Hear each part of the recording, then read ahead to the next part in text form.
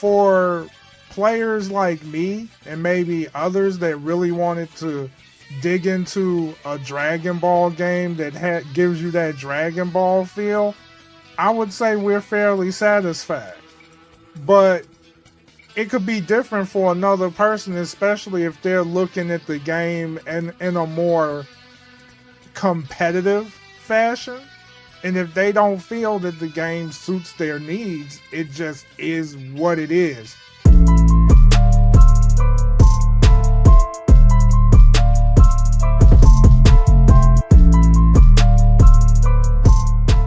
I'm not kidding, Fear. Like, I got so frustrated when I was playing a hit player, right? Yeah. Better yet, I won't even really throw a whole lot of shade at Hit because it's kind of like his character to kind of zoom in on you really fast, especially with the whole time skip thing. But my issue was more so the fact that his time skip literally ruins your vision. Like, you know how you're locked on to the opponent, and the moment that he uses that tech, it literally blinds you, right? Not blind like a solar flare, but literally like unsnap your lock on, right? So now you have to find them again, and that just ruins your momentum, and it gives them an extra couple seconds to charge up key or do whatever the hell they want, especially if you're not able to find them quick enough.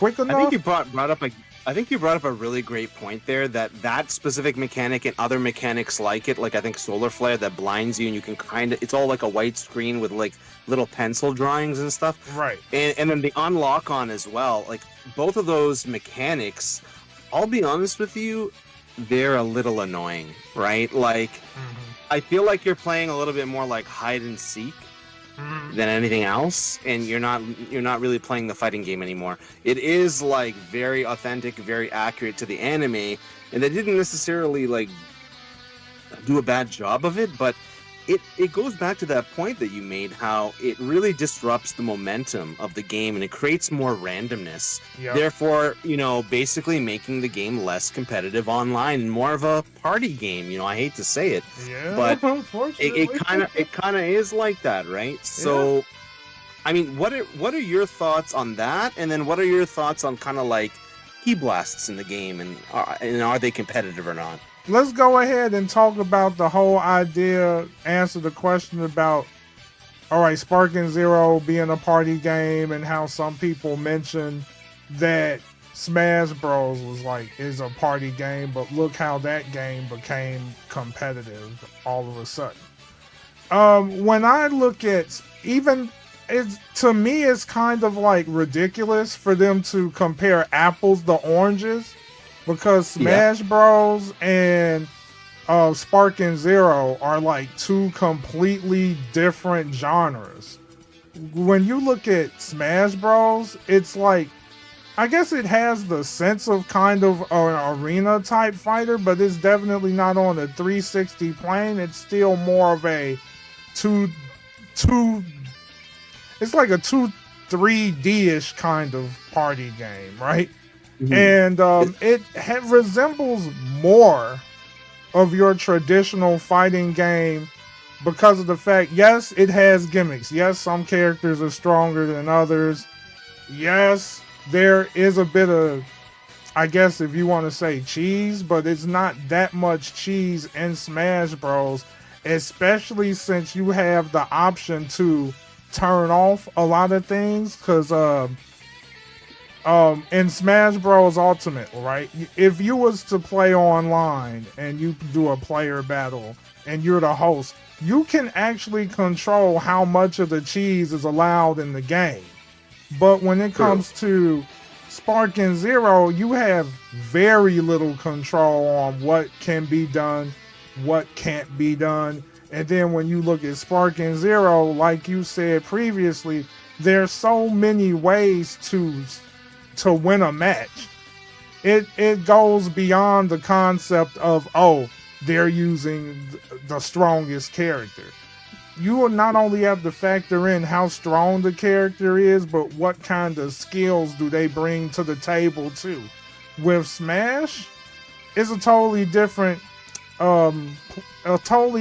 game, especially when it comes to how counters work. There are no auto counters in Smash. Like, there's none of that. And the counters in that game requires timing. You can't just stand there and just wait for somebody just to swing and instantly counter. It has to be properly timed. There is no easy bake oven counters or parries or any of that. And that's my thoughts on that. No. Yeah, for sure. So what I would say is like for something to be competitive, it comes down to skill, decision making, in the parameters of the game, like maps, for instance. So like if you look at the maps on Smash Bros, I haven't really played it too much, but if you look at the maps, it's not a 3D environment arena fighter like Naruto Storm is, or like Sparking is, right? Yeah. It's more like a 2D, right? Mm-hmm. And the maps are nowhere near as big. Is that right or wrong? Okay, is that right or wrong? No, you're not too bad. I mean, you're not too off the mark. There are some big stages in Smash Bros, but like, yeah, considering the amount of scale there is and how fast you can get to your opponent, it's like two completely different things. But hard to say. I feel like they both have a decent amount of scale for what each game is trying to accomplish. The sense of scale is okay with both games. When I look at Sparking Zero, if they did not have that special dash that you can use to instantly close in on your opponent despite how far they are, then I would say, yeah, you know, when you can instantly get around them really quickly. That's too easy. Like, it's too easy. That's another reason why the game isn't competitive, right? Like, of course, like then it becomes a mini game because everyone does that, and some people will just wait on that, and other people will do it. Right. And then there's certain options that you have and don't have when you dash behind them. So I mean, I get that there's a bit of a mind game, but like, that's the thing. Once you break down a few of these components in Sparking in terms of your options, right? Like it I hate to say it, like at some level the game is very fun to play the characters that you like in an environment that really looks like the anime that you're playing in, and at times it's exciting. But me personally, when I play the game, I don't get like a lot of satisfaction or euphoria, even though now like I'm starting to get the game, I'm climbing up, I'm winning more matches. I just don't feel like a great feeling when I win a match. Okay. It's more like if I lose, I lost to like probably something like that's strong that the other person used, and they just cheesed me out. And there's not a hell of a lot of counter options. Like there are, but they seem to not work as well online, right? I don't think there's a lot of depth in strategy in the game or uniqueness of fighting. When I watch the fights, even when I fight, you know, I've had about 200 online ranked fights, right? And it's only been on 2 weeks. And when I watch it, it's like the fights are very similar, right? Like, and there's not a lot of depth of strategy, not like a lot of different things going on. And then even when I watch at the high levels and I look at YouTube videos, it's just like vanish, vanish, vanish, vanish, and then they get them into this thing, and then they hit them with supers. Like it's not that different than when you're watching my lower level matches or mid level matches, right? Like, and but the feeling that I get when I play too is the big thing for me. That I mean, I'm ready to just sell the game, you know, even though I just bought it because it is a good game, but I'm not in love with it, and it's not really my type of game. Right. I'm looking for more, like I said, depth of strategy and uniqueness of fighting, and some kind of euphoria or satisfaction of fighting. And I can only get that when I know that something is skill based and decision making based, and that when you're presented with something like, for instance, like I had a couple fights there when I was fighting with Janemba where neither me or the other person I think was a Goku, and I was Janemba. Neither one of us used a super the entire match. Neither one of us awakened the entire match. We literally were just boxing and like, you know, countering various counters, boxing, attack, you know, just having, you know, just attacking each other. That's it. Right. And then, knocking each other down and continuing, and vice versa. And that's how the match ended, with maybe with a little bit of key blast mix-ups. Yeah. And that's it. And like that's maybe the best I can hope for, but that doesn't tend to happen a lot of the time. Right.